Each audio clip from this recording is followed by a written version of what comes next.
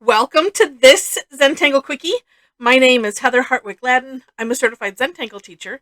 And today we're going to take a look at the Tangle Socc, I guess is how you'd pronounce it, Socc, by CZT Erin Olson. This is a neat tangle. It reminds me of one of my favorites, which is called Puff, Puff. And I know, I'm pretty sure I have a daily, a quickie video on that. Um, just really, really neat. So it starts off, it's a grid pattern. I'm going to put a little border here. And it's just really, really neat. There are some other tangles that are also similar to this that are more of a free form kind of thing. But this, like I said, starts off as a grid. And I'm also thinking you could do this as a wonky grid if you want to. So don't worry about spacing and things. I'm going to just divide it in half. And then I'm going to do like I did in the step out and like Erin did on hers. Oh, maybe I'll make them, let's make kind of thick here. Yeah, it'll just be what it'll be. All right, and then let's see, divide this one in half. And so once you have your grid set, then you can divide however you want. Um, let's see, divide here. Let's leave that one. You know, I'm just gonna try because I wanted to. I've been wanting to do one diagonal, so we're gonna just do it, cause cause we can. I'll leave that one that way, and let's make this a skinny one. Okay, all right. So if you've done the tangled bales, and even if you haven't, it's going to start off that way. You might want to take a look if you have never done it. That one is by Zentangle, and it's classic. So starting off, just some kind of curved lines on all the sides, and I'm trying to keep it very tight. Usually when I do bales, I come out with that curve line quite a bit, and so uh, every straight line we're going to do like this. So the trick is making sure that you get every side, and turn the tile as you need to. Find a way to make sure to hit all of the sides. Like so, I'm just like focusing on this one, then I'll focus on this one, and not do a hopscotch. Now I'm just doing one curve line first, and then well, I did that in the step out because I just wanted you to be able to see. Here's what we're doing. And if you keep it tight to that line, then I think everything kind of blends in really good together. Now these little thin ones, especially these little thin ones,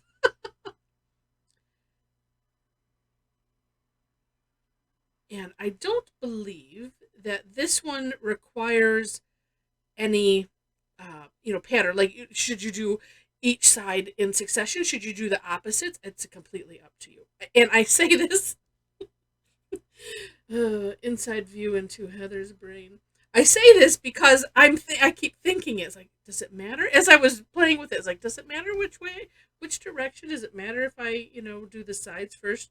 Do that, like I said, do the opposites first, or especially as you're filling in, because the what we're gonna do with this is we're gonna continue until there's almost no more room. And yeah, so a lot of the stuff I say, it's because it's what I'm thinking, and I'm gonna dare say if I'm thinking it, at least, well, hopefully, at least there's maybe one other person in the world that's thinking it too. So that's why I share it. And and if for no other reason, you can just get a good giggle on how my brain works. All right, so I think I've hit all of the sides. It doesn't matter because we'll just keep going. Let me do, just because I want to. Let's do these little ones here first. And you can get into a nice rhythm like this of just turning your tile and continuing on. That is if it cooperates. And like I said, we're just continuing, and I'm tracing the lines here in the side. And you don't have to start from here. You could just start from somewhere, up this line as you're going. And yes, I say that because my brain goes, gosh, if I'm going to be, oh, I won't even tell you because it's just pathetic. Yeah, my brain goes, oh, I really should be. Oh, my brain is always looking for the right and the wrong way. Oh, I really should be doing like this, and going from corner to corner. It's like, no, that's just silly. So I have to have good talking with my brain sometimes. So every section, this is what we're doing. And like I said, I think I'm honestly thinking it's easiest to just go in order and just keep turning the tile as you go, and focus that pen. Go, as I'm telling myself, go a little bit slower so that way the line is nice.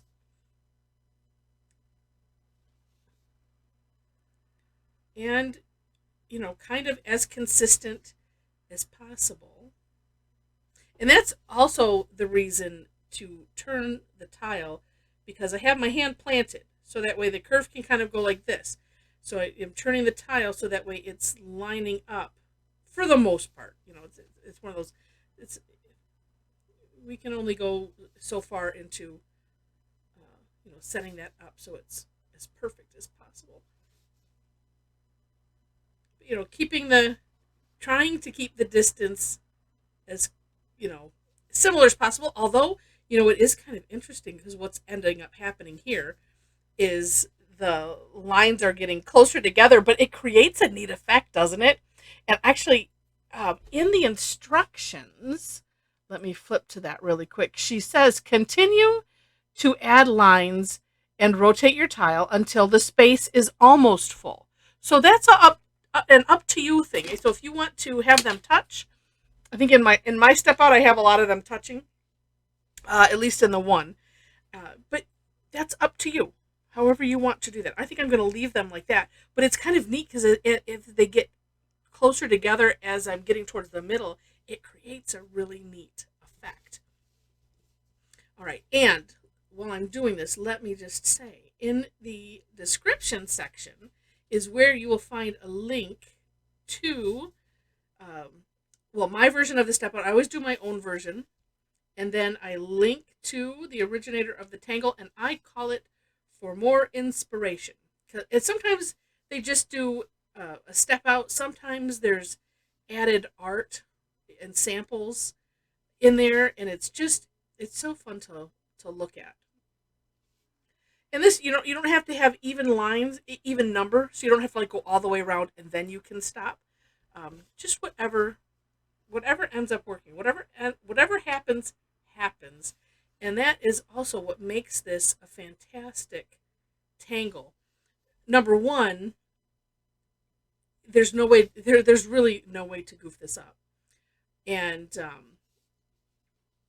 that's brilliant because it's fun to just kind of not think, and you're just, okay, I'm just making these curve lines, and I'm making another curve line, and then you can just focus on that, and that's how you get the meditative qualities, by doing just that. Well, let me do one of these thin ones, and what I'm going to do, I'm just doing like a little selection, and then I will I'll give my spiel, or at least contact information, all that kind of stuff, and then I will hit pause and finish on my own. And you know what?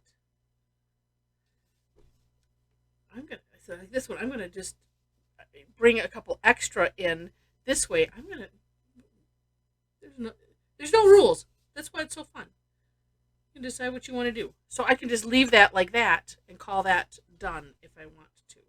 And now you can kind of see why I said to, or suggested keeping the initial lines tight-ish to to the grid lines, because what I find is sometimes, and you could go back and just add a line if you need to, is that if, let's see, this is the original line. If this one is too far out, it just looks like there's a gap. But like I said, you can just go back through and add a line if you want to. Completely up to you. And actually, this one I think I'm going to come. Let's see if we go this way and this way. But no, I like this one because you can just kind of lose yourself in it. You get into a rhythm of, you know, curve line, turn, curve line, turn. And just, I mean, and you know, you don't have to be thinking that in your head, but it's just happening. And you're watching, as I mentioned, you're just watching your pen slowly make this turn. And I just popped something into my head. Some of you will be laughing because maybe it popped into your head. It has to do with Niagara Falls. Oh, my brain sometimes. It's so funny. Okay, it's a vaudeville skit. Abbott and Costello. There's a lot of people that would use that. It's an old thing. Um, anyway. But yeah, just keep going until you feel like you're done. And that's what's nice. No expectations. No anything. Just do. I might even get this done before I get all of that. Okay, I might not have to hit pause. All right. Oh, well, no, I might. Because there is still a couple, at least one step. Maybe some shading. This one, the shading will just accentuate what's there. You don't even have to do shading on this if you don't want to. But I will, and we'll see if we like it. It's completely up to you. And I like to also share the idea of that Zentangle was started as a way to teach meditation through art. I kind of found both meditation and art through this. I like to say that the meditative part is a side effect, because I didn't know that until probably until I went through the certification training, and it's a really super interesting story. But I do get that benefit, and it's because of the repetitive strokes. And then also, the simpler it is, like this, it's the same stroke over and over again, right? And I don't have to think too much about where to place it, so that just helps. So I like to share that because sometimes I think we get focused into looking at all of the beautiful art and things that people create with Zentangle, and I like to keep it in the forefront. This is why we go slow. Get that all the way in there. It was kind of ending weird. I like to keep in the forefront the fact that this is about pattern drawing. It's not about necessarily making something beautiful. That is super satisfying, right? But don't worry about it if you're not creating something that you think it measures up to what everybody else does. That's it's nice to get away from that. Um, and if you this just looks so neat. I'm just taking a minute to take this in, because the next step we're going to do is filling in the gap, so that those center areas. So I will do that. And it's just, I mean, a lot of times too, do this. Take a moment when you finish a step and just look at it for a minute. And sometimes I will, put my hand over it. I'll turn it over, walk away for a second, come back, and be amazed and like, oh, well, look at that. You just see things from sometimes a little bit different light, because when we're working on these tiles, especially something little, and we're working with a little pen, and we get really micro focused on what we're doing, sometimes we don't see, it's like you don't see the forest through the trees, that saying. And sometimes it's good to just take a step, take a breath, appreciate what you've done, and and then move on to the next step. It's just nice. There's a lot of life lessons that naturally occur with the Zentangle, and it's so super interesting. And what's neat about this stage, and I could go and use a fine, a thicker pen, but at the same time, there's all these little tight spaces. I don't want to chance it. Getting into somewhere else. Now, I will mention, if like one of your last things, maybe it got a little out of control or something, or you just feel like you need to shave off a little something, when we're filling in, it is the best time. If you need to course correct, this is when you can. So like I said, if I had this, kind of went way out, I'm trying to say, I don't, oh no, over here, here's one. Here's one. Let me pause on there. So like here, it's like this one sticks out way out from this. So I'm going to fill it in. And then it's like, oh, well, let's see. If I just shave a little bit off here with the pen. So that's what I call course correcting. Some things will get tidied up, like ends and stuff like that. If you do add shading, that's another nice reason to add it. But yeah, this is a great tangle for losing yourself in, and it has a really neat look to it. Now, just occurring to me, you don't have to fill this in with, whatever pen that you're using. You could, you can always do color. This is also why we stick with black for the Zentangle method. I had somebody that asked, I think it was on our Facebook group, about color. I've had several people ask about color and can you, and it's like, well, of course you can. You can do whatever you want. But the reason that we do black, white, shades of gray is to keep it simple. And we don't have to think, oh, well, what color will I use here? Oh, what will I do there? The whole idea is just to do, not to have any expectations of the outcome. And that's also why this is a brilliant tangle. And to you kind of get surprised at the end. And so if we have to, there's another one that I'm just going to shave off a little bit. If we have to, think so much along the way, it kind of, it kind of wrecks it. It doesn't wreck it. You get more out of the meditative part of Zentangle if you find ways to not think. Put it in a nutshell. Thinking is overrated.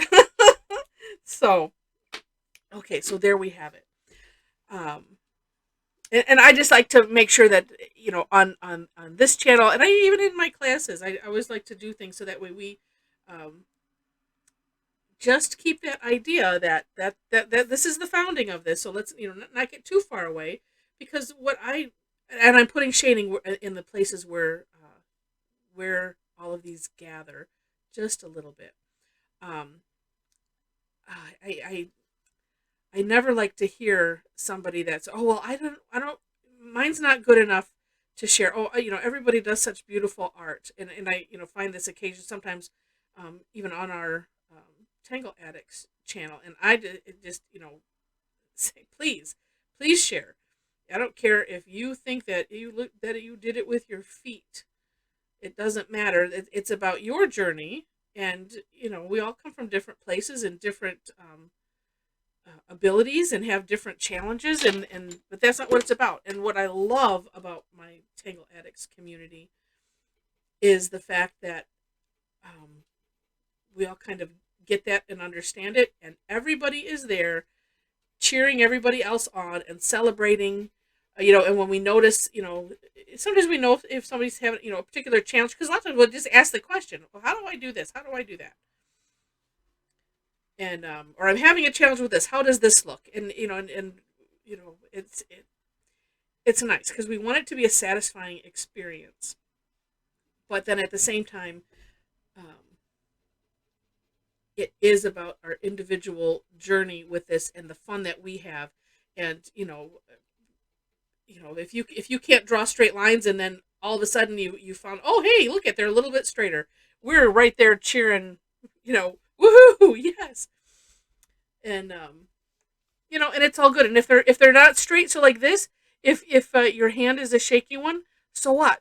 So it will be consistent, and that's the bigger thing. People, when we goof up, air quotes, there's no such thing as a goof up. It's just, whatever happened, just continue, do it consistently, and then we see what happens. No expectations. That's why it's non-representational. It's brilliant, and I really, really, can you tell? I really love it. So off of my soapbox for now, and I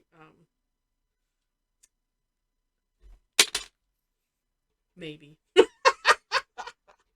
Thank you for indulging me being on my soapbox, but I think it's important that we, make sure that we at least every so often reflect on, well, this is what it's supposed to be. It's not this is what it's supposed to be. It's not supposed to be anything. It's just an amazing pattern that we had fun drawing. And what, yeah, how neat. And I like that I did this diagonal. So wouldn't it look really neat if you on purpose didn't do straight lines in your grid, and you have just whatever grid reticula, if you will, that you want to use. And then it's just the concept of drawing these lines, little curve lines, so it makes it all kind of puffy. Really neat, really neat. Well, thanks for indulging me as I yap. And I hope you enjoy. I hope you enjoyed the tangle at least. But I would love to have you click the like button, and feel free to share it, leave comments, and if you like it enough to see more, would love to have you be a subscriber to the channel. In the description section, I mentioned already links to the step outs. Below that, ways to connect with me at my website, and our link to the Facebook group. If you happen to be on Facebook, I do classes online almost twice weekly. I have a lot of them that are free, and I do have a couple that I do per month that are paid. I also have a subscription membership club, the Tangle Addicts membership club. So you'll see that on my website as well. You can check that out.